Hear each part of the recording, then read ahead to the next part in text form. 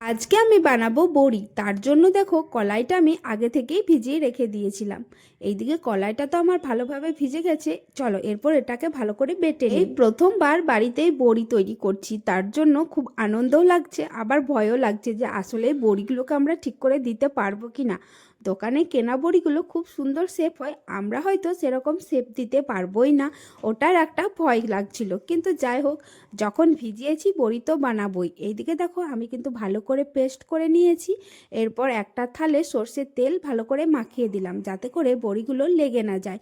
সর্ষের তেল মাখানোর পর এবার একটা একটা করে বড়িগুলোকে ফেলবো। আর এই বড়ি ফেলার সময় এত ঝামেলা, একদম বড়ি ফেলতে পারছিলাম না। দেখে মনে হবে খুবই সহজ, যারা বড়ি দিতে জানে তাদের কাছে দাঁড়িয়ে তুমি যদি কখনো দেখো, দেখে মনে হবে খুব সহজ, খুব সহজেই তো বড়িগুলো ফেলা যায়, কিন্তু ফেলার সময় তুমি একটাও ফেলতে পারবে না। আমি কত কষ্ট করে প্রথমকার বড়িটা ফেলেছি, তারপর আস্তে আস্তে যেরকমই শেপ হচ্ছে ওই ফেলে দিচ্ছি।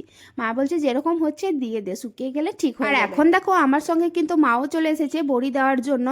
তো আমাদের যতটা কলাই বেটেছিলাম কিন্তু ভালোই বড়ি হয়েছে, 2 থালা মতো বড়ি হয়েছে। এই যে 1 থাল হয়েছে আর ওইদিকে আর 1 থাল হয়েছে।